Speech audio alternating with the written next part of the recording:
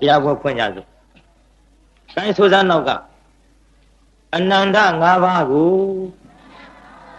ရှ िख ိုးပါ၏ဖရာနှစ်ကြိမ်ဆိုပါဦး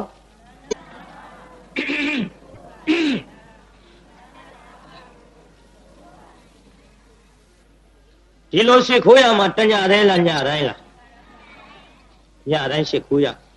တရားနာပရိသတ်ကိုလည်းတရားနာရုံးတင်မဟုတ်ဖဲနဲ့ညစဉ်ညတိုင်းအဲ့ရလေးခင်ဒူးလေးတုတ်လက်အုပ်ကလေးချီပြီးညတိုင်းရှ िख ိုးကြဒါကိုပဲဘုန်းကြီးတို့ဗမာပြည်လှည့်ပြီးတော့ဘုန်းကြီးတို့ဟောနိုင်တဲ့အချိန်မှညစဉ်တိုက်တွန်းနေရပါဘုန်းကြီးဟူတရက်မှမနာပဲနဲ့ညတိုင်းတိုက်တွန်းနေရ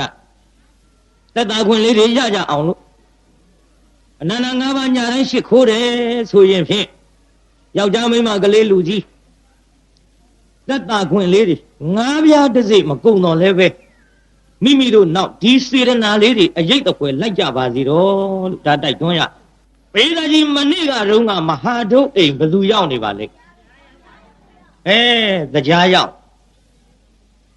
တရားကဘယ်လိုပုံစံနဲ့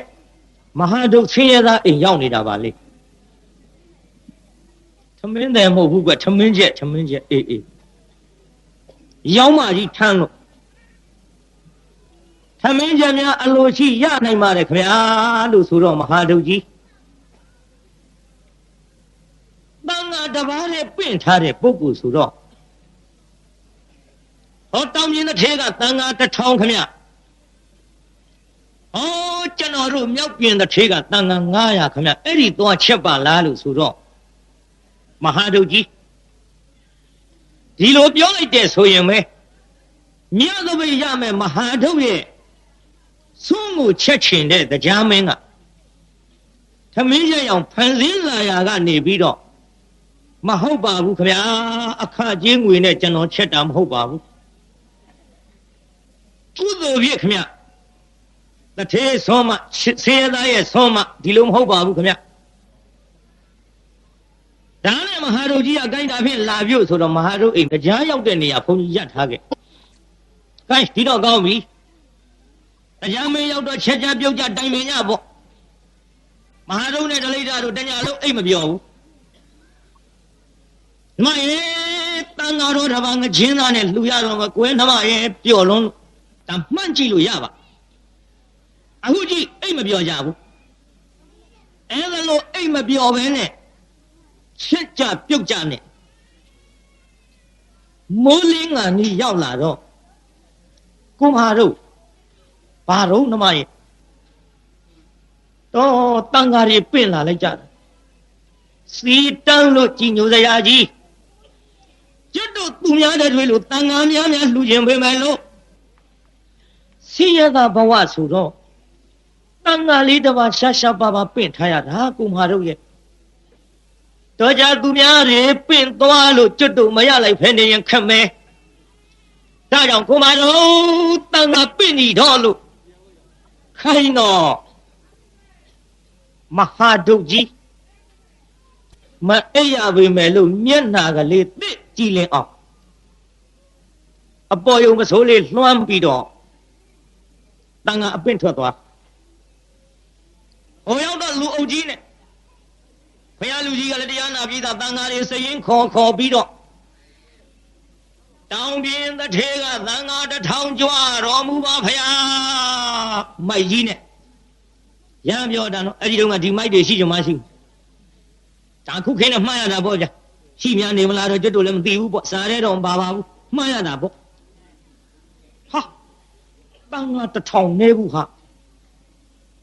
မြောက်ပြင်းတစ်ထဲကသံဃာ900ကြွတော်မူပါဖရာပင့်လိုက်ဟေး900ဟဲ့မဟာတို့တန်ဃာလေးရှာပါတပါးနဲ့ပင့်ထားတာမင်းဘုံမှာကြမ်းပါမလားကွယ်ခြေပြားလေးထောက်ပြီးတော့လူတဲ့မကရဲဘူးစင်ရသားကိုဗျပတ်စံရှိတဲ့လူတွေကတရောင်နဲ့တွက်လွှတ်လိုက်မှကြောက်ခြေပြားလေးထောက်ကြည့်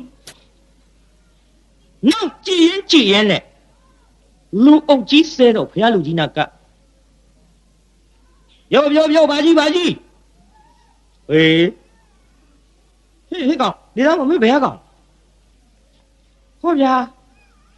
ဘာကြီးကျွန်တော်မသိဘူးလားကျွန်တော်လေတန်ခါစရင်ပေးနေစဉ်အခါတုန်းကဒီမှာရောက်တယ်ခင်ဗျမင်းနောက်ဘဝကမှလှူလို့ဆင်းရဲတာနောက်ဘဝကမှလှူလို့မွဲတာရဲ့လို့ဘာကြီးကိုယ်တိုင်နိဗ္ဗာန်လမ်းဖွင့်ပြလို့ကျွန်တော်တန်ခါတစ်ပါးဆက်ရတယ်မဟုတ်လားဗျကျွန်တော်ဟောဒီလောကကြီး၌အဆင်းရဲဆုံးအမွဲဆုံးမဟာဒုက္ခခင်ဗျာကွာငါကအများနဲ့မှားရတာမသိဘူးကွာဟိကောင်မသိဘူးကွာမသိပဲမလို့ခင်ဗျာကျွန်တော်ပေးထားတဲ့စရင်တန်ခါတစ်ပါးပြင့်မို့လာတာခင်ဗျာတဲ့ကွာကြတကူကွာဟာတန်ခါတွေ900 1000ပြင့်သွားမြင်မှုလားမင်းမျက်စိအောက်တယ်ကုန်းပြီကွာမရှိဘူးဘုရားလူကြီးတတ်တီတော့ဒီနေရာအပြည့်အဝပြတော့ဟာကုန်းပြီကွာမရှိဘူးဟောဗျာဘုရားလူကြီးခမည်းပဲလို့လှုပ်လိုက်တာတော့မရှိပါဘူးဆိုနေပဲလောက်မှာတော့ကွာကွာကျွန်တော်မသွားနိုင်ဘူးခင်ဗျကျွန်တော်မဟာထုတ်ဒီကောင်မင်းဘာမတော်တဲ့နေရာသွားထုတ်ချီကွာမရှိဘူးလို့ပြောရသားနဲ့မင်းမရှိပဲမလို့ကျွန်တော်တန်ခါမရရင်အိမ်မလို့လှုပ်ပြီးတော့ပြန်ရမှာတော့ခင်ဗျမင်းချီတော့နေလာတာချီတော့နေပြန်ဖို့ကွာမင်းငါလိုက်ဖို့နေရမှာဘုရားလူကြီးလှုပ်ပေါက်နော်မရှိပါဘူးပြောရသားနဲ့မင်းပေကပ်ပြီးတော့ဒီမဲ့မင်းငါစရင်ပေးတာတော့မှန်ရဲ့ဒါပေမဲ့လို့ငါစရင်မတုံ့မိဘူးကွာမေ့သွားဟေးခင်ဗျားပဲလို့လှုပ်လိုက်တာတော့တန်ခါလေးရှားပါတပါးပင့်ပြီးတော့ထားတာဟောအင်းကနှမလေးတလိတာကတန်ခါတစ်ပါးလှူမဲ့ဆိုပြီးတော့ချက်ပြုတ်ပြီးတော့အကုန်လုံးစီစဉ်ပြီးပြီခင်ဗျာကျွန်တော်ပြန်သွားလို့ရှိရင်ဖြင့်ဘယ်မလဲကိုမဟာတို့တန်ခါတစ်ပါးတော့နဲ့ထဲလေသပိတ်မမြင်ပါလားကျွတ်တို့ပဲတန်ခါလှူရမှာတော့ကိုမဟာတို့ဘယ်သပိတ်မှလောင်းရမှာတော့လို့မယားလေးအလှဒလိဋ္ဌမေးရင်ဖြင့်ကျွန်တော်အဖြစ်ခက်လာကြီးရဲ့နှမရဲ့တန်ခါတစ်ပါးမရတော့ဘူးကွယ်လို့ပြောလိုက်လို့ရှိရင်တော့မလေးအင်းကမရလေးမြေကြီးကြရှာတော့မယ်စားရဲတော့ဒီလောက်ပါမထင်ပါဘူးကျုပ်ကနည်းနည်းရှာရှည်နေတာသို့တော့မရမှတော့ဒီလိုပြောမှနဲ့တူပါရဲ့ဗျဟေးကမင်းဖမ်းမင်းဘယ်လိုပြောကွာတော့ကွာမရှိဘူးကွာတော့မကွာမင်းဦးကြောင်ကြောင်နဲ့ကဲကြည့်ဗျဦးကြောင်ကြောင်လှုပ်တော့သူကဗျမဟာထုတ်ဦးကြောင်ကြောင်ပြောလွတ်ဘုရားလူကြီးတတ္တိတွေဗျဒါပတိကျွတ်တော့ခုခေတ်ဘုရားလူကြီးမဟုတ်ပါဘူးဟိုတုန်းကဘုရားလူကြီးပြောဟုတ်တယ်ဗျအခုခေတ်ဘုရားလူကြီးတွေကတော်ပါတယ်ဆွမ်းတော်တွေနေမွန်မြတ်ကောင်းမွန်တင်ထားတဲ့ဆွမ်းတော်တွေနေသူတို့ပဲစောင့်ကြရှာခုခေတ်ဘုရားလူကြီးတွေကတော်ပါတယ်မစောင့်ပဲဖြစ်မတော့မြကလေးတွေကခိုးနေတညာလုံးအိပ်ရရှာဘူးကလေးတွေကခိုးမလို့လက်ကလေးပေါ်လာလိုက်ဟာကောင်းလေးထောက်ဒုတ်ကြီးနဲ့တော့ကြလဲခေါင်းလေးပေါ်လာဟဲ့ကောင်းလေးတွေမလုံးနဲ့တော့ထောက်ဒုတ်ကြီးနဲ့တညာလုံးအိပ်ရမနဲ့မိုးလင်းတော့မှဘုရားလူကြီးတွေကအထုပ်ကြီးတွေနဲ့ပြန်ကြ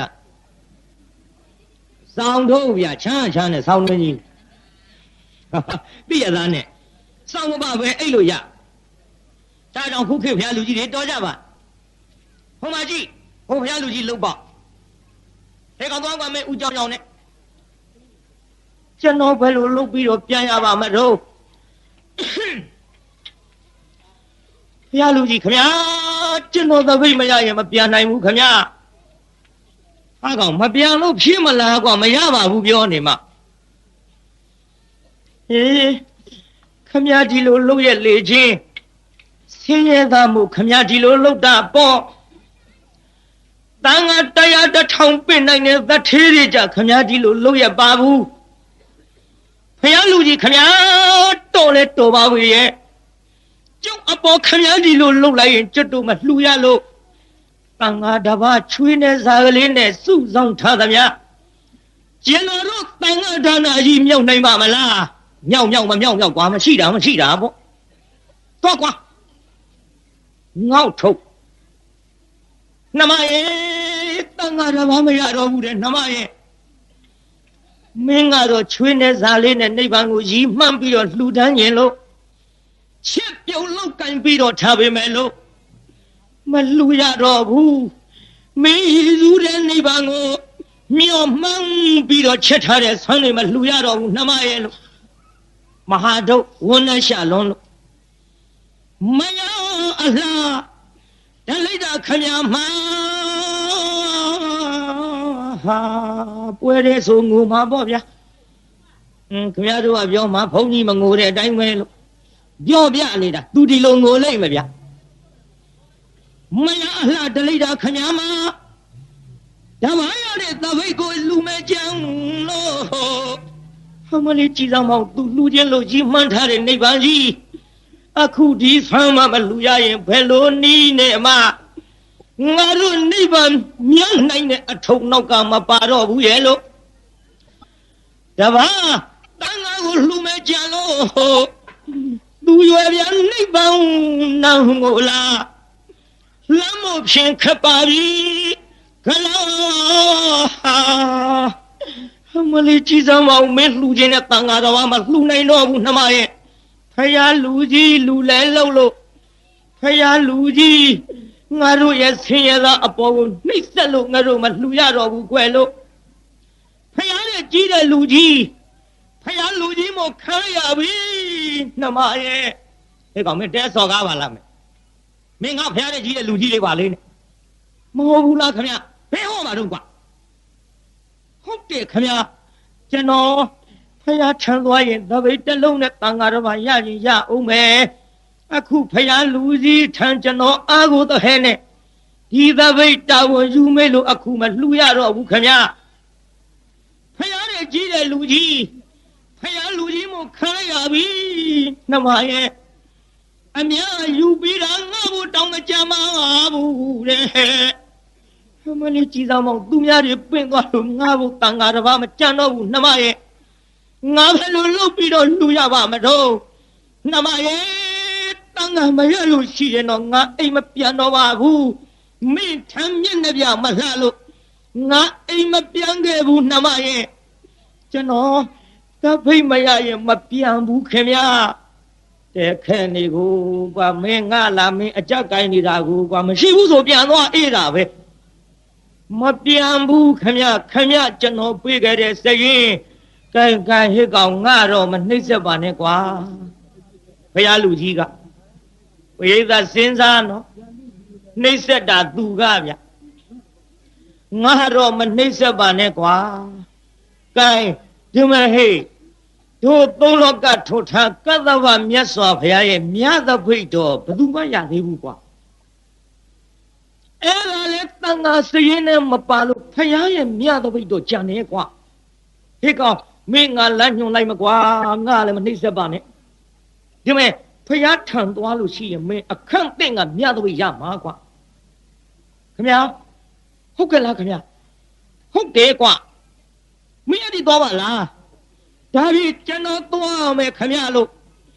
အများယူပြီးတော့ငါဘုတောင်းကြမှာဘူးတဲ့အရဟံဘဂဝါတဆူရလို့တဲ့စိတ်တဲ့နဲ့နမယေတလိတာဟမမင်းမြတ်သပိတ်ရမှာအေးမှာပါ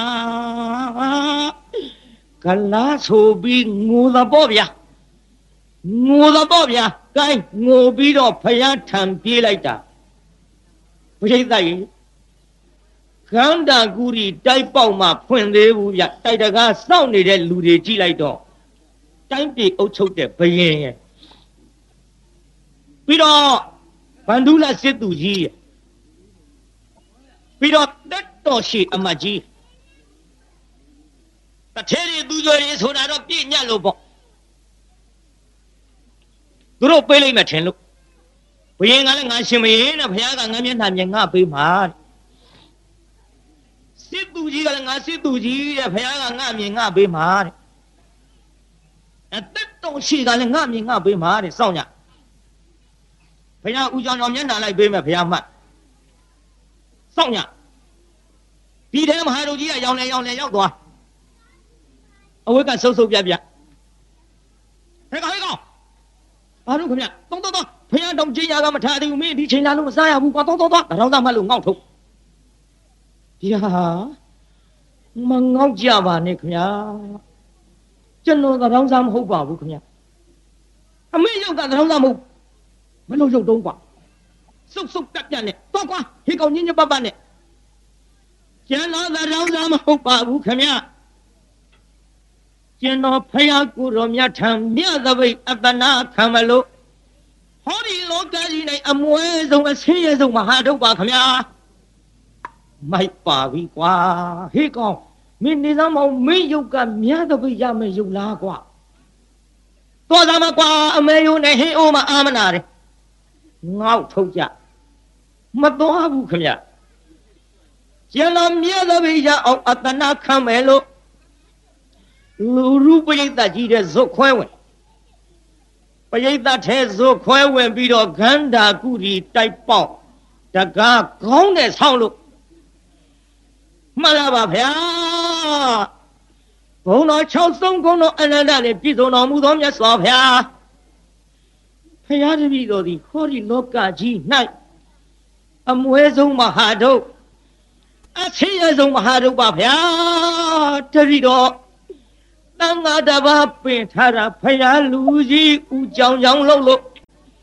လူစရာမြတ်လို့မရလို့တန်ဃာတပါးလည်းပင်စရာမရလို့တပည့်တော်အတနာသဖြင့်မြတ်သဘိတ်ကချီးမြှင့်တော်မူပါမြတ်စွာဘုရားလို့ဘုရားရှောင်းလိုက်ဘုရားကိုယ်တော်မြတ်ရှောင်းလိုက်တော့ကြောက်ဆိုတကားပွင့်ကန္နာဂုရီတိုက်တကားပွင့်လာဝင်လာပြီးရွှေမရိုးစီအဆင်းရှိတဲ့လက်မောင်းတော်ကဆန်တန်းလို့မြတ်သဘိတ်ကရွှေလက်တော်နဲ့ကင်ပြီးဘုရားကိုယ်တော်မြတ်ကမဟာဒုတ်လက်ထဲကအပ်လိုက်ပါရောဗျာပိဋကကြီးမြတ်သဘိတ်ဘသူလက်ထဲရောက်သွားတော့ကင်မဟာဒုတ်အပ်လိုက်တော့သူတို့မြင်လို့မျက်နှာကြီးရာဟင်းဘတ်ပါပေးလိုက်မယ်ထင်ပြီးတော့စောင့်နေတဲ့ရှင်ဘုရားသဘိတ်မဟာဒုတ်လက်ထဲအပ်လိုက်ရောဘသူမှမျက်နှာမလှဟာဘယ်နဲ့ဟာကြီးလက်ထဲရောက်သွားတာတော့ဟာစုပ်ပြတ်နဲ့ကြည်စမ်းမဖြစ်ပါဘူးငါသထေးกว่าငါသူကျွဲกว่าငါသက်တော်ရှည်กว่าနဲ့ဝယ်မယ်ဆိုပြီးတော့မဟာဒုတ်နောက်လုံးလိုက်ကြတဲ့လူအုပ်ကြီးမဟာဒုတ်ကြီးကလည်းဝန်သားလုံးလို့မြတ်သဘိတ်ကြီးထမ်းလို့ဒီလောကီဂုံတို့ကျုံမှုလို့စိတ်ပြောတယ်အော်ဘီပိဿပျော်လုံးလို့ဒီမြတ်သဘိတ်ကြီးထမ်းလို့ဒါလို့ထမ်းသွားတော့နောက်ကနေပြီးလုံးလိုက်ရဟေးမာတော့ခင်ဗျာကွာမြတ်သဘိတ်တို့ရောက်မှလားကွာမင်းဆင်းရဲတယ်ကွာခင်ဗျာနေပေါင်းခင်ဗျာဘာဆင်းရဲတာတော့ခင်ဗျာမင်းကွာတနေ့လှုပ်စားတနေ့မနှဲရှာစားရတော့မင်းဆင်းရဲလို့တဏှာလို့တို့မြတ်သဘိတ်ရောက်မှလားကွာအိုးဆင်းရဲပါဘူးခင်ဗျာကျွန်တော်မဆင်းရဲပါဘူးခင်ဗျားတို့ကျွန်တော်ပစ္စည်းဆင်းရဲတာသာမြင်တယ်ကျွန်တော်ပစ္စည်းဆင်းရဲပြီမဲ့လို့စေတနာမဆင်းရဲတဲ့မဟာဒုက္ခမို့ကျွန်တော်ဝင်းတဲ့ကစေတနာကိုသိလို့ဖယားကိုတော်မြတ်ကိုတော်တိုင်းမြတ်သဘိတ်ကအလိုက်တာခင်ဗျာရောက်ပါဘူးခင်ဗျာမွေးကြပါနဲ့ဟုတ်ပါဘူးကရောက်ပါမရောက်ပါဘူးခင်ဗျာကျွန်တော်ပြောလုံးလို့နဲ့မြတ်သဘိတ်ကြီးထမ်းပြီးတော့ဒီလောကီဂုံတို့ကျုံမှုလို့စိတ်ပြောတယ်ဂုံဆိုလို့ဟိုဂုံနေမမှတ်နဲ့နော်တရားနာပရိသတ်ကြီးလောကုတ်တရားသူ့စေရနာနဲ့ဘုရားပေးအပ်တဲ့မြတ်သဘိတ်ဂုံကြီးကြောင့်တဖုံထူးလို့အနိပေါ်မဲ့သဘိတ်တော်ရအပွဲပျော်လုံးလို့ကျုပ်တစ်ပါးနဲ့တော့6ကပ်ပေါ့ဗျာနော်ပွဲတယ်ဆိုရင်ဆိုင်နေဝိုင်းနေနဲ့ဆိုနောက်ကတိမှုတ်ပေးနားထောင်ကောင်းမှာပေါ့ကျုပ်တို့ကအကြောင်းလောက်ပြောပြနေရကြည်စမ်းပျော်လုံးလို့ဒီထဲတရားနာပရိသတ်တထဲသူကြွယ်တွေဝယ်မရတော့ဘယင်ကမျက်စိနောက်လာပြီဘယင်ကမျက်တောင်ငွေစူးလာပြီမဟာဒုတ်ကြီးကိုကြည်စမ်းဟဲ့မပြောင်းပါကြလားရောအတရားထောင်ထုတ်ယူသွားဒီကောင်မျက်စိအောက်ခုံပေါက်နေငါမကြည့်ချင်ဆင်းရဲတဲ့ဘဝကွာစုပ်ပြတ်နဲ့ဘုရားကိုယ်တော်မြတ်တော်ဘိတ်သူ့မှာအယပလေရဲ့ ကြည်စမ်းအခုဟဲ့သူပြောပေးမယ်လို့ငါသပိတ်မရလို့မပြောဘူးကွာမပြောဘူးကွာအသဗျာ100ကနေပြီး1000ထိပေးဝယ်ခဲ့သွားဆင်းရဲသားဆိုတော့ငွေအားကိုနဲ့ပေးဝယ်ရလိမ့်မယ်ထင်လို့လွတ်လိုက်ဟေးဘာတော့ခင်ဗျာဟေးတပိတ်ရောက်မှာကွာအသဗျာ100ပေး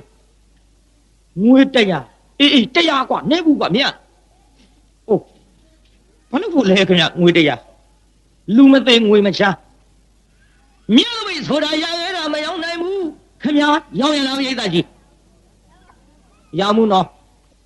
ရောက်မှုမြို့ဝယ်မယ်မကြနဲ့200ကွာ200ရောက်ပါဘူးရမောပါနဲ့300ဟဲ့တောင်းမှုမြို့400ကွာရောက်မှုရရောက်မှုတယ်ရိတ်သားကြီး900ကွာ900မြတ်ဖသာမရခြင်းနေရခြင်းရမရောက်ပါဘူးခင်ဗျာရိတ်သားတပိတ်သေးကလည်းတက်သွားတာ900ဖြစ်သွားရိတ်သားတပိတ်သေးဘယ်လောက်ဖြစ်သွားတာ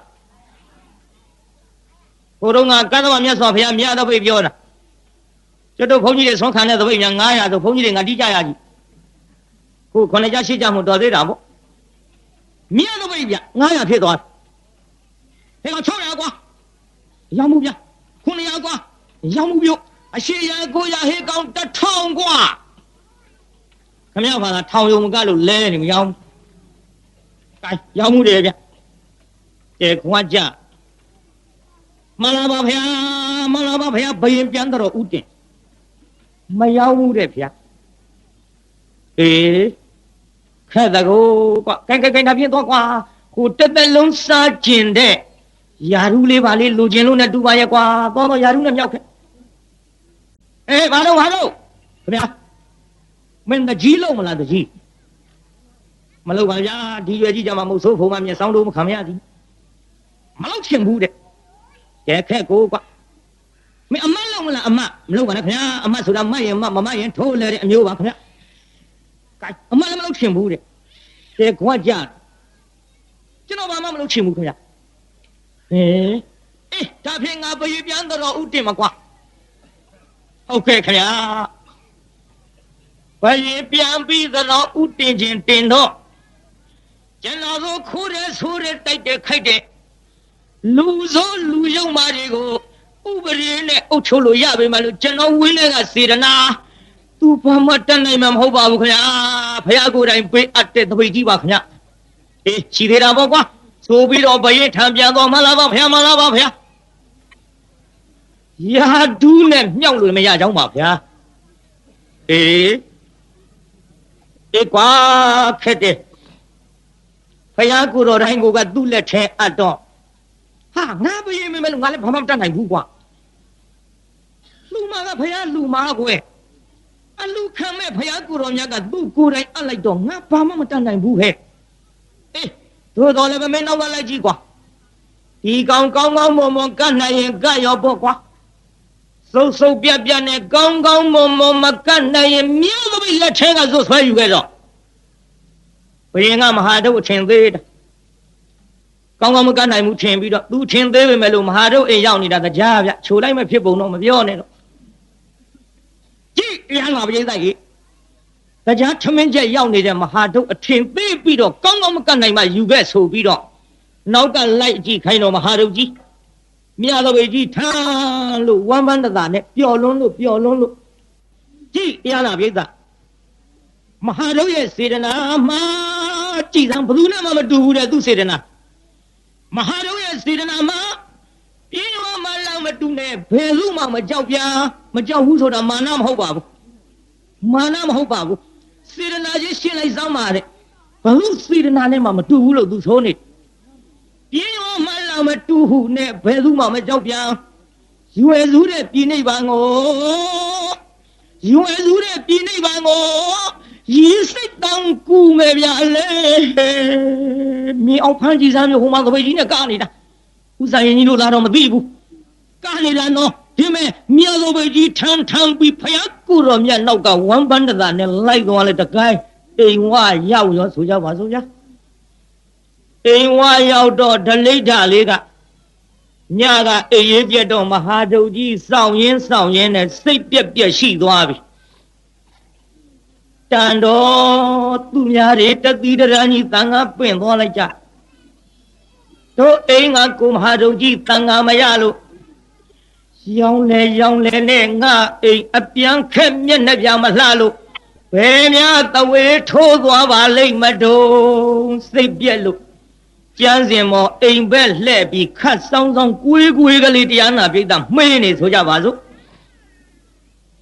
အဲ့ဒီချိန်မှာဘုရားကိုယ်တော်မြတ်ရောင်ကြည်တော်မဟုတ်ဦးကသူတို့တဲကုတ်ကလေးလှမ်းထိုးလိုက်အမှောက်မရှိ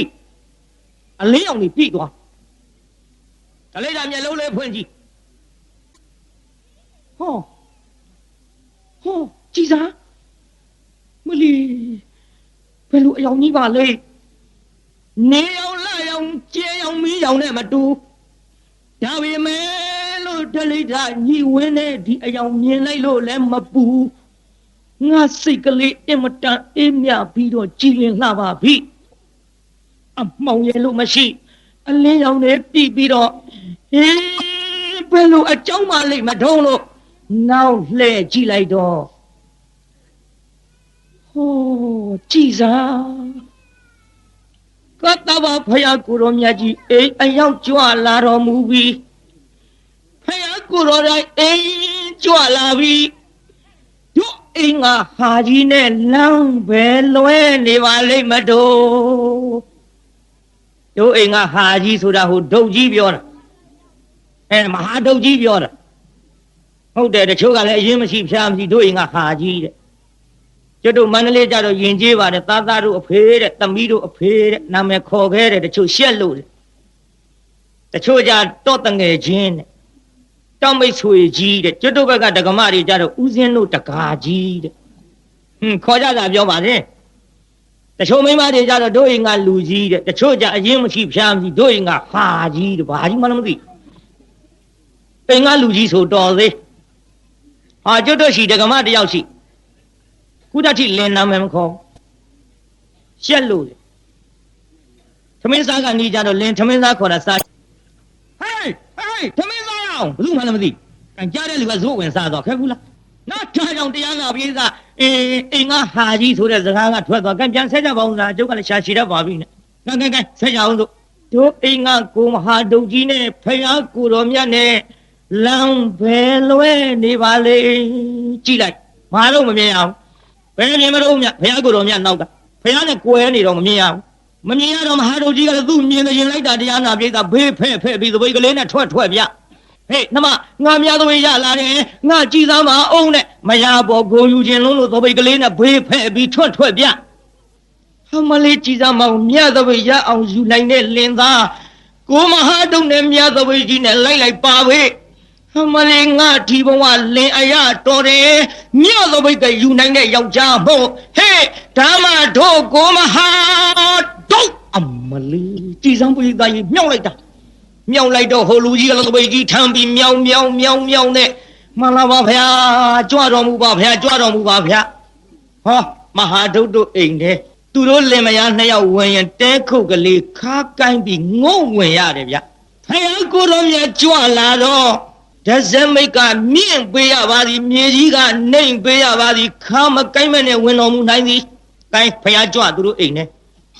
ဖယားကြွတော့မဟာဒုတ်ကြီးတို့လည်းမရ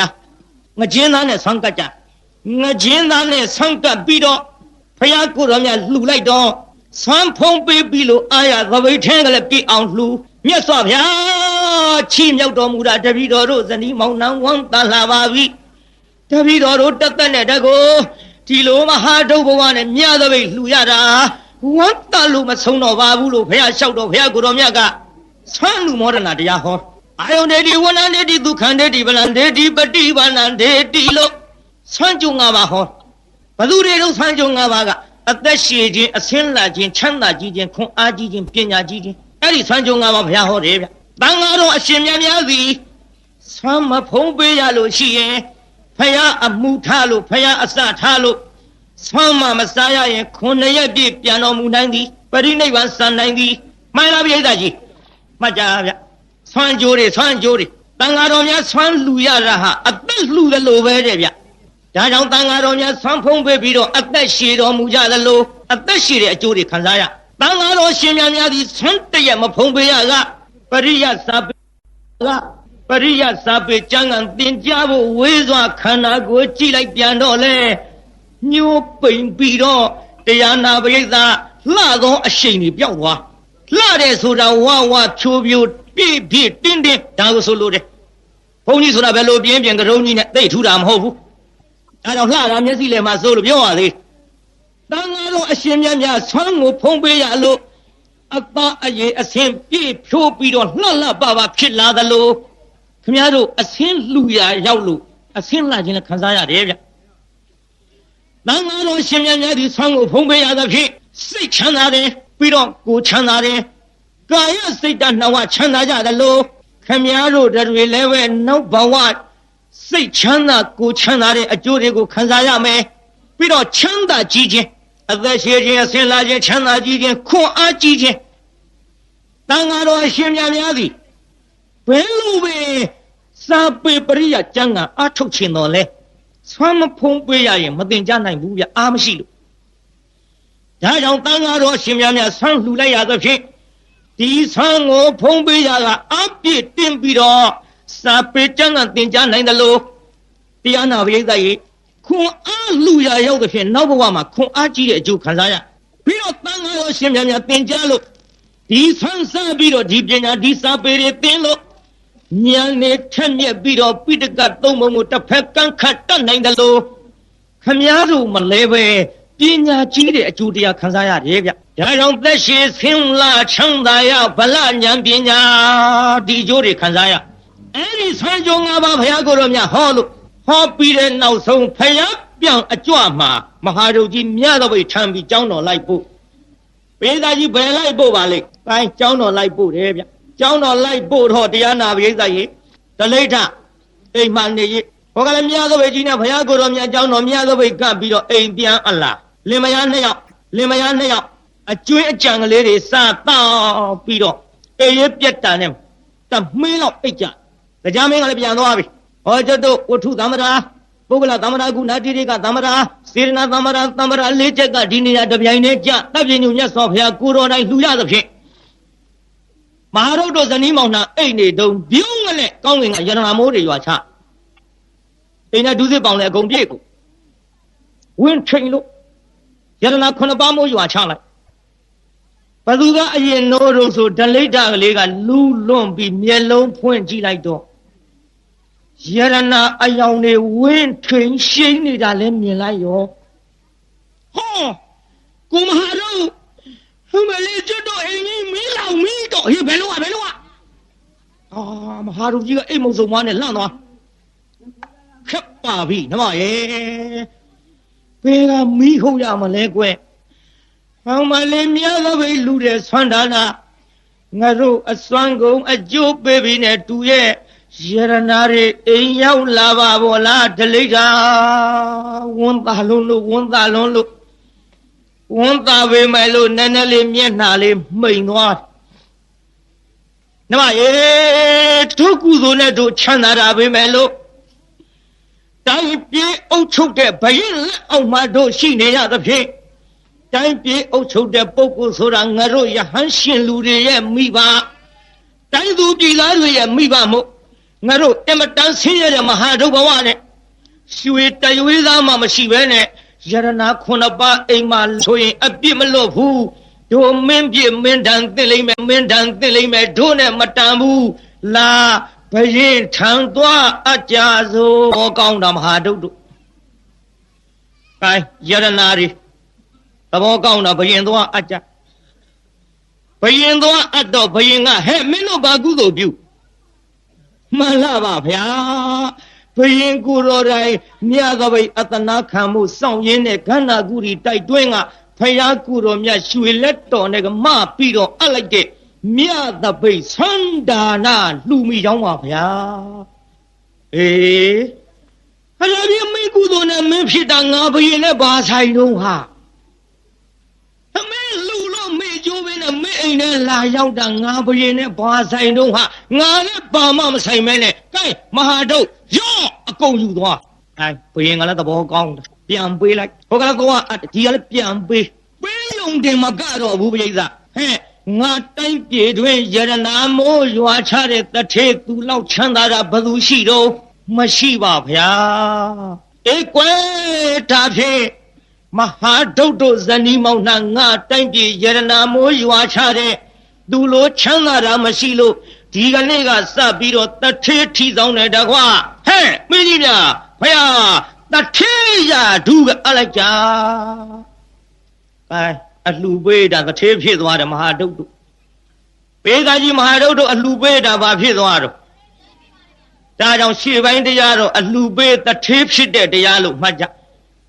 ဒိဋ္ဌဓမ္မအကျိုးပေးဒီထဲကျွတ်တို့တကောင်တရားတော်မတွေကဒိဋ္ဌဓမ္မအကြောင်းဟောတော့ဗျာတဲ့ရှေ့တုန်းကများအကျိုးပေးတာဆွန်ကလေးတနတ်နဲ့ဆွန်ကလေးတစ်ထပ်နဲ့ယရနာမိုးတွေရွာချဒီလိုများအကျိုးပေးမယ်ဆိုရင်တပည့်တော်တို့အခုတရားတော်မတွေကတ်လိုက်ရတဲ့ဆွန်မသေးမချင်းလှူလိုက်ရတဲ့ဆွန်မသေးမချင်းတပည့်တော်တို့တော့ဒိဋ္ဌဓမ္မလက်ငင်းအကျိုးမပေးပါလားဗျာ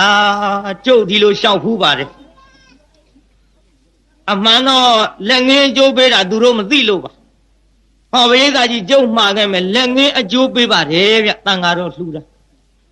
လက်ငင်းအကျိုးပေးတာများသိချင်ရင်လေဟောနောက်ရက်တန်ဃာ9ပါးလောက်ဆုံးပင့်ကတ်ကြည့်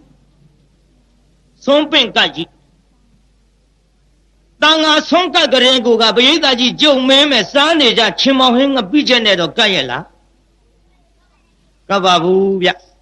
ဘုန်းကြီးကောင်းကောင်းဖုံးပေးမှန်းသိတော့ကျက်သားလေးဖြစ်တော့ဝက်သားလေးဖြစ်တော့ဟင်းကောင်းလေးတွေနဲ့ကတ်ကြကတ်တော့ကြုံမယုံမဲ့တန်ဃာတော်တွေကအဲ့ဓာတွေအကုန်လုံးတတုံးမှမချမ်းမဲနဲ့အကုန်လုံးများဖုံးပေးသွားနိုင်ရလားပြိတ္တာမဖုံးပေးနိုင်လို့ကြမ်းနေတာလေးတွေခင်ဗျားတို့မစားရဘူးလားလက်ငင်းမြမယုံရင်လည်းဖြင့်ကဆုံးကတ်ကြီးပေါ့တန်ဃာတော်ကျက်သားဟင်းနဲ့ဆုံးကတ်တဲ့နေ့ခင်ဗျားတို့ကျက်သားဟင်းစားရမှာကတော့လက်ငင်းသေးကြပါသည်ဆွဲတရားဟောတယ်မအောင်မေးနဲ့ဆုံးကတ်ချင်းစိတ်လေးပါလေးပေါက်လာအောင်မှန်လားပြိဿကြီးခင်ဗျားတို့ကျွတ်တို့နဲ့တန်တဲ့လက်ငင်းရတော့ဒါပဲကိုဗျဟိုကဖယားလှူရတာပြစ္ဆေကဗုဒ္ဓလှူရတာခင်ဗျားတို့ကသမုတိတန်ကလှူရတာအမှန်တော့လှူတဲ့ခင်ဗျားတို့ကလည်းပုထုကိုင်ကျွတ်တို့ဘုန်းကြီးတွေကလည်းပုထုဒါတော့ကျွတ်တို့သာသနာနောက်ပိုင်းကျွတ်တို့ဘဝတွေကတော့ပူရင်ထူရင်ထူရင်ပူရင်နဲ့ဒီလိုပေကြမှာဒါပေမဲ့လို့မသေးခင်ဥပနိတယအမိရပြီးတော့ဖယားပြစ္ဆေကဗုဒ္ဓယဟန္တာတွေနဲ့တွေ့ပြီးတော့နိဗ္ဗာန်လျင်မြန်စွာဝင်ကျင်ကြလို့ဒီအလုပ်တွေကလုပ်နေကြပါသည်မှန်လားပြိဿကြီးဟဲ့ဘာတို့ကြီးတို့တထေဖြစ်သွားပြီဘာဖြစ်သွားတော့ပြိဿကြီးကဲဒီတော့သန္တာနာတစ်ဆက်ထဲနဲ့ဘုန်းကြီးနည်းနည်းလေးဆက်ပြီးတော့ဟောကြပါသေးတရားနာပြိဿကြီးဟောဒီသံကိစ္စသန္တာနာနဲ့ပတ်သက်ပြီးတော့ဘုန်းကြီးပြောမလို့ကျွတ်တို့ဂေါရမမြတ်စွာဘုရားနဲ့ကတ္တဗမြတ်စွာဘုရားဖယားနဆူတို့ရဲ့အကြမ်းမှာတထေကြီး9ဦးဗျဒီသန္တာနာကယ်သွားပုံလေးဘုန်းကြီးပြောမလို့အဲ့ဒီတထေကြီး9ဦးနာမည်ကိုကြုတ်ပြောမယ်နည်းနည်းလေးမှတ်ကြည့်စမ်းပါပြိဿကြီးဆိုကြည့်စမ်းပါမင်ဒကတထေကြီးသန္ဓဗဒုမဒေဝီသာဒနေစယတထေကြီးအဲ့ဒီမင်ဒကနဲ့ကျွတ်တို့သန္ဓဗဒုမဒေဝီမှာပေါက်ခွားတဲ့သားပေါ့အဲဆိုဒနေစယတထေကြီးသူမနဒေဝီဆိုတာချွေးမဒနေစယဆိုတာသားပြီးတော့ပြောလိုက်ကျွန်းပုံနာကိုင်ပဲ2ယောက်တော့9ယောက်ရပါပြီကိုင်ကြီးတော့ကောင်းပြီဗျအဲ့ဒီတထေ9ဦးနားမဆက်တဲ့အကြောင်းတွေလာကြားတဲ့ဗျဘုရားလက်စုကြားမှာဘာကြားတော့ဆိုတော့ဒီကနေ့ကနောက်3နှစ်ကျော်လို့ရှိရင်ဖြင့်အစာရစားငတ်မော့ခေါင်းပါတယ်ဒုဝိကန္ဒရကကြီးစိုက်တော့မတဲ့ပရိသတ်ကိုင်တထေးတွေကျက်သိမ်းထခေါင်းကြည့်သွားဟာမလေးကြောက်စရာကောင်းလိုက်ပါပြီတထေးကတော့ဒီကနေ့ကနောက်3ရက်3နှစ်လွန်မြောက်လို့ရှိရင်တော့ငတ်မော့ခေါင်းတဲ့ကကြီးစိုက်တော့မတဲ့ဟေးဘယ်တော့မှမကြားဘူးလားတို့ကြားလာပြီ ဘယ်တော့မှမကြုံမှုတာတွေတို့ကြုံလာပြီဒီကနေ့ကတော့3နှစ်မြောက်ရင်ငတ်ပြတ်သေးချေပျက်စီးကုန်လိမ့်မယ်တဲ့တို့တော့အသေးမခံဘူးဟဲ့တထေးတွေကပဲရွှေတွေငွေတွေမထားနဲ့ရွှေတွေငွေတွေမထားကြနဲ့ဟေးဇဘာတွေကြီးဝယ်ပြီးတော့လှောင်ကြပါစို့ဟောတထေးငါဦးဇဘာတွေဝယ်ပြီးတော့ကြည်အလုံးပေါင်း2500ပြည့်အောင်လှောင်ကြတယ်ဗျာဒီကကြီးလွန်မြောက်အောင်3နှစ်ကိုဗျ3နှစ်ကျော်ရင်ဒီကဆောင်းဒီကဆိုင်မှာဆိုတော့တရားနာပိသကြည်2500ဇဘာတွေလှောင်ကြကြည်2500ကပို့တဲ့ဇဘာတွေကိုပုတ်တည်တဲ့ထဲကြကြည်ဆိုတာကျွတ်တို့ခုခေတ်လို့ဆိုဂိုတောင်မျိုးလိုဟာတွေပေါ့အဲ့ဒါမျိုးအလုံးပေါင်း2500အပြည့်လှောင်တာဗျပြီးတော့ပို့တဲ့ဇဘာတွေပုတ်ထဲထဲပုတ်ထဲကပို့တော့တောင်းတယ်ကပို့တော့အိုးတယ်ကပို့တော့ဆလောင်းတယ်ဆလောင်းတွေကပို့တဲ့ဇဘာတွေကြတော့မြင်းညက်နဲ့နယ်ပြီးတော့အိမ်နံရန်ကတ်ကြတဲ့ပြိဿမြင်းညက်နဲ့ကျွတ်တို့အင်္ဂလိပ်ကိုင်းတယ်လို့ပေါ့ဗျညံနဲ့အခမ်းမသိလို့နောက်ဆုံးအစင်မပြေတာတွေခွာစားတာစားရမှာအဲအိမ်နံရန်မြင်းညက်နဲ့ကတ်ကြဒီလိုနဲ့တရားနာပြိဿကြီးတစ်ထေတွေနေပြီးတော့လာလိုက်တာ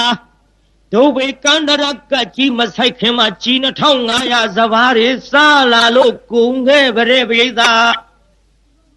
ကိုင်းကုန်နိုင်စရာမရှိပါဘူးခင်ဗျားတို့စဉ်းစားမှာပေါ့ဒါပဲဒီကုန်ပြီဗျသူတို့ကြီးစားတာမှမဟုတ်ဖဲနဲ့ကြီးကျွန်းတွေကနဲတာမှမဟုတ်ဖဲနဲ့ကြီးကျွန်းတွေကအများကြီးကျွတ်တို့ဓနေစရတထေးရဲ့ဓနေစရတထေးဆိုတာအဲ့ဒီမင်းကတထေးကြီးရဲ့သားရာဇကြိုမှာတထေး5ဦးရှိတယ်ဗိမိသာရမင်းရဲ့နိုင်ငံဇောတိကဇတိလကကုဏမင်းကပုံနာတထေး5ဦးအဲ့ဒါရောက်ဖရောမောင်းလဲနှမလဲဖြစ်တဲ့ကောသလဘုရင်ကြီးကဗိမိသာရရောက်ဖရောကြီးရဲ့ထံမှာတထေးသွားတောင်းငါတိုင်းပြည်တထေးရတနာမရှိတိုင်းပြည်အုပ်ချုပ်တဲ့ဘုရင်မတတ်နိုင်ကတထေးတွေအာကိုရသည်ဆိုပြီးတော့တထေးရတနာတစ်ပါးထားပြီးတော့တထေးသွားတောင်းတော့ဗိမိသာရကမြေပေါတထေးဖြစ်တဲ့တထေးကြီး5ဦးကိုမပေးနိုင်ဘူးအမောင်ကောသလဒါဖြင့်တယောက်တော့ရမှပြန်မယ်ဆိုတော့ဓနင်စရပေးလိုက်တယ်မင်းကတထေးကြီးရဲ့သားပေးလိုက်တော့တာဝတိမြို့နေပြီးကျင်းလို့မင်းနေပြီဆိုတာအမတန်ကျင်းကြောင်းလို့သူကိုယ်တိုင်မြို့တည်ပြီးတတ်မှတ်ထားလို့တာကေတမြို့လို့ဒဏ္ဍစရတည်ပါတယ်အဲ့ဒီတာကေအမောင်တို့ဂုံပြီကွယ်တော့ပြန်ကြတော့မင်းတို့လည်းငါမကျွေးနိုင်တော့ပါဘူးဟေးတနာလိုက်ပါရဲ့ငါ့ကိုမိခိုးပြီးတော့စားနေရတယ်ဘဝဒါပေမဲ့လို့မင်းတို့မြင်တဲ့အတိုင်းကြီး2500လှောင်းလာတော့လေကုန်ခဲ့ပြီကွယ်တို့အမောင်တို့မကျွေးနိုင်လို့မင်းတို့ဖာသာရှားဖွေပြီးတော့စားကြတော့ဘာပြောတော့ကျေးကျွန်တွေကတထေးကြီးခမညာ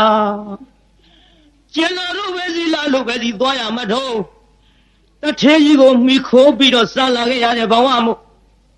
ကျွန်တော်တို့သေရင်သေပါစေတော့ဘယ်မှမသွားပါရစေနဲ့တထေးကြီးခြေရမှအသက်ပြောက်ပါရစေ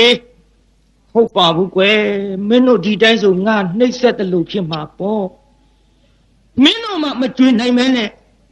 မင်းတို့ငါချေရင်ထားပြီးတော့ငါကလည်းအသက်ပြောက်ခံနိုင်မှာမလား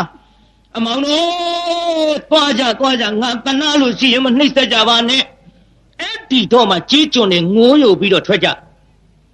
ဟဲ့သူတို့ပုတ်ထဲကစဘာတွေအိုးတဲ့ဆလောင်းတွေကစဘာတွေစားလာခဲ့ဒီလိုစားလာခဲ့တာတရားနာပိသကုံရောတဲ့ပြုဒုဗိကန္တရကကြီးဆိုင်လာတော့သူတို့ကြီး2500လှောင်တဲ့တထေးတောင်ကုံရင်ဆင်းရဲသားဆိုတော့ပြောစရာမရှိဘူးချုပ်သေးကုန်မစားရလို့ငတ်တာနဲ့တချို့သေးကုန်အဲ့လိုသေးကုန်လုံးနဲ့မကဘူးတယောက်နဲ့တယောက်လူကြရက်ကြတိုက်ကြခိုက်ကြပိသဒီကတ်သုံးပါဆိုတာကြောက်ကြကောင်းနော်ဒုဗိကန္တရကငတ်မောခေါင်းပါတဲ့ကတ်ဆိုင်လာရင်မစားရလို့ရှိရင်စားရတဲ့အစာစားတော့မစားတဲ့အစာတွေစားပြီးတော့မဖြစ်တဲ့ယောဂတွေဖြစ်လာတဲ့ယောဂန္တရကတ်ဆိုတာနောက်ကပါရဲ့နော်စားစရာမရှိလို့တောင်းလို့မရရင်လူလို့မရရင်တိုက်မီခိုမီတိုက်မီတိုက်လို့မရရင်တတ်မီအဲ့ဒါလို့တယောက်တတ်တဲ့သတ်ထန္တရကတ်ဆိုတာလည်းလိုက်လာနိုင်သည်ငတ်လာရင် ယောဂဖြစ်တဲ့ယောဂန္တရကတယောက်နဲ့တယောက်မစားရလို့တတ်တဲ့ကတ်ဆိုတာနောက်ကနှစ်ပါးပါနိုင်ပြီဒါတော့တရားနာပိဋကကြီးအခုကြည့်တထေကြီးတထေကတော်ကြီးတို့သူတွေငတ်ကြတာမဟုတ်ပါဘူးတချို့သေးကုန်ကြပြီတို့တထေမို့ဒီအချိန်ထိအောင်ဒီလောက်ကြံပြီးတော့နေခဲ့တယ်ကြီးစားမောင်စားတော့လာတာတွေလည်းကုန်ခဲ့ပြီတို့ပဲလို့လောက်ကြမတော့နဲ့ညီရင်ညူရင်နဲ့တရားနာပြေးကနောက်တထေကတော်ကြီးသူအကြံနဲ့ကတ်ထားတဲ့အိမ်နံရံခွာချတော့မြင်းညက်ထဲကစပါးလေးတွေရေနဲ့ကျင်လိုက်တော့ရ9ယောက်စာလောက်ဒါပေသည့်စပါးလေးတွေလူခိုးမှဆိုလို့အိုးကလေးတွေထက်စလောင်းမုံလေးနဲ့ပိတ်ပြီးဟောမြေကြီးထဲမြုပ်ထားရကြောက်เสียကောင်းလားသာသနာ့ခမရတို့ကျွတ်တို့သာသနာတော်ကြီးနဲ့ကြုံတော့စပါးမြေကြီးထဲမြုပ်เสียမလိုပါဘူးခမရတို့ကျွတ်တို့ဒီကမျိုးကြုံဖို့လည်းမလွယ်ပါဘူးပြိဿနော်အခုကြည့်အဲ့ဒီမှာဖြစ်ကုန်ကြပြီဒီလိုမြေကြီးတွေကိုစလောင်းမုံလေးနဲ့ပိတ်ပြီးတော့စပါးကိုမြေကြီးထဲမြုပ်ရတဲ့ဘဝရောက်ခဲ့ကြပါပြီဒီကနေ့တော့ဘယင်ထံကခစားပြီးပြန်လာတထေးကြီးကလည်းအစာဆာလွန်းလို့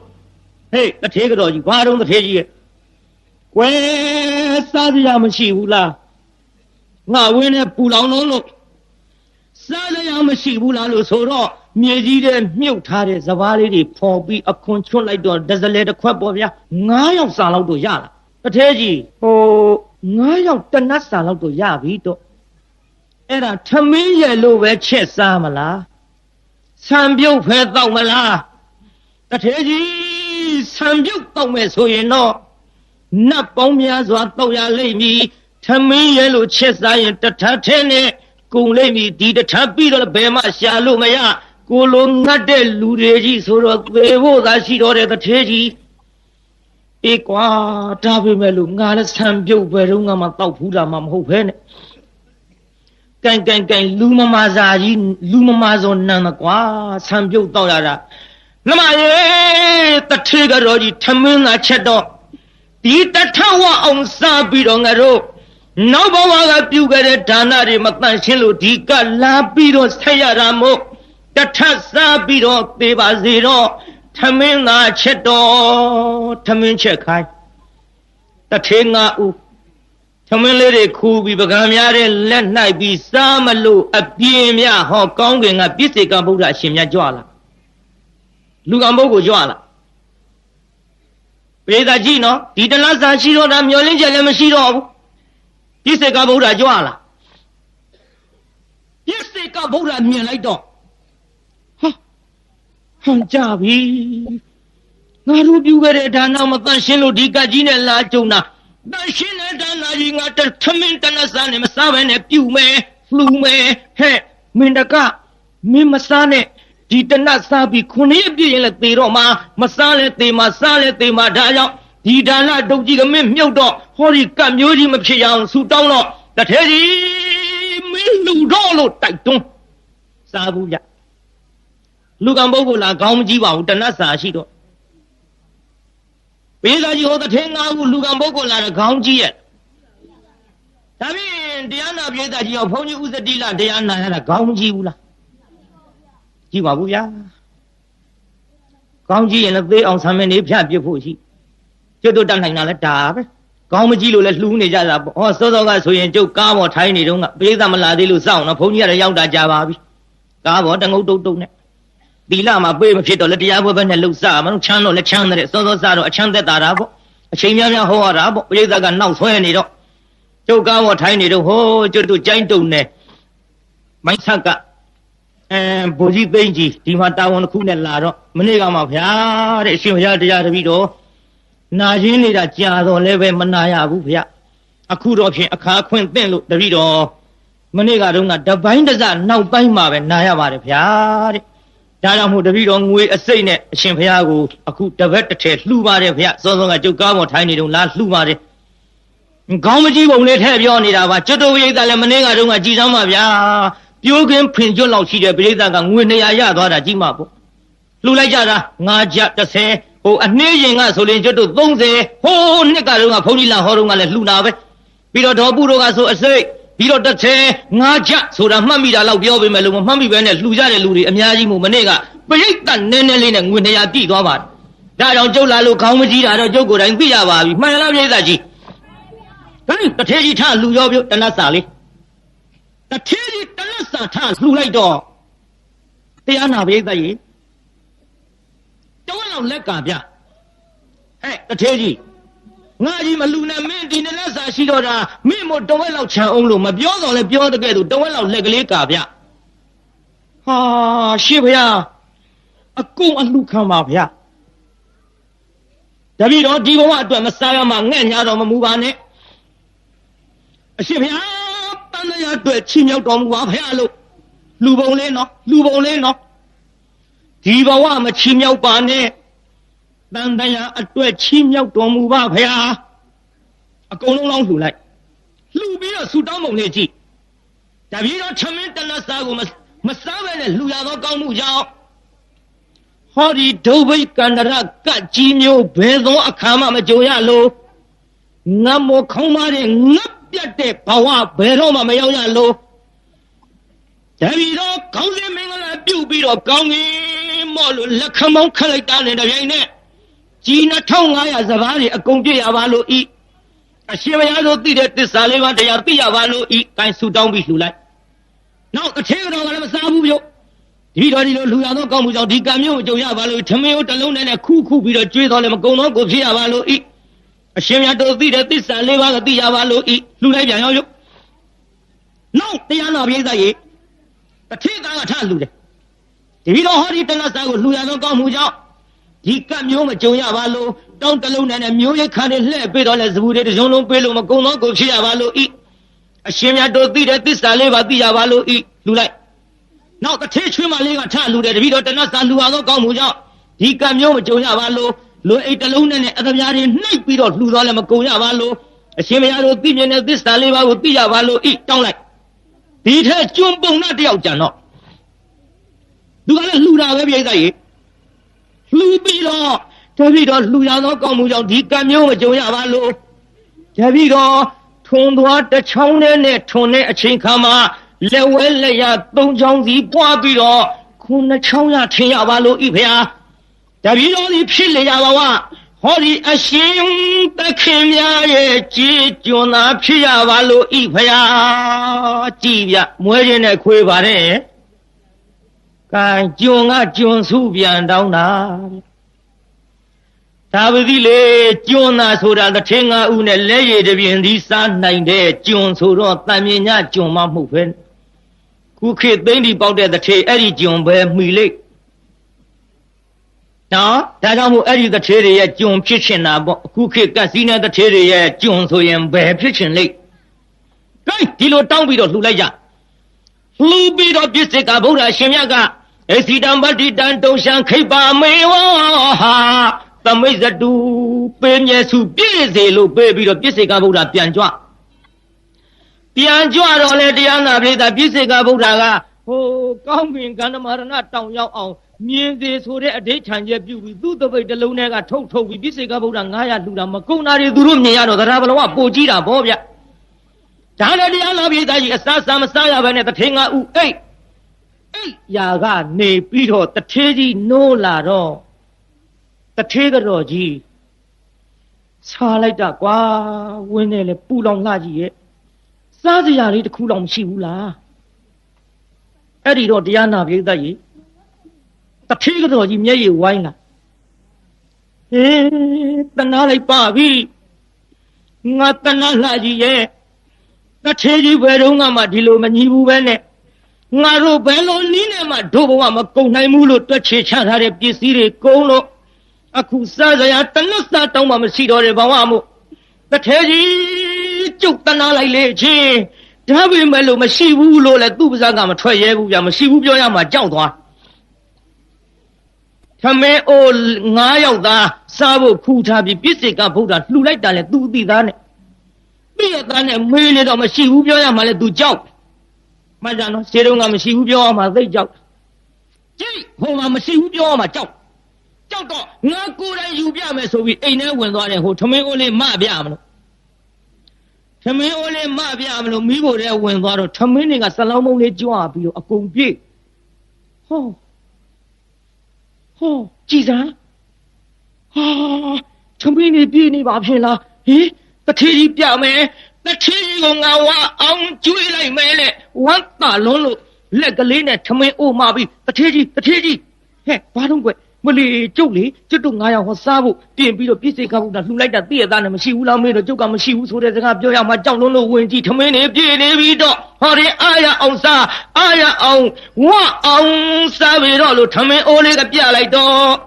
တထေးကြီးဝမ်းသာသွားဟာဟေးဒါဖြင့်တို့တနတ်စာလှူတဲ့ဒါနအကျိုးပေးပြီကွာကောင်းစင်မင်္ဂလာပြုပြီးကောင်းငင်မော့ကြည့်ပြီးလက်ခမောင်းခတ်တဲ့ကြီး2500စပါးတွေပြည့်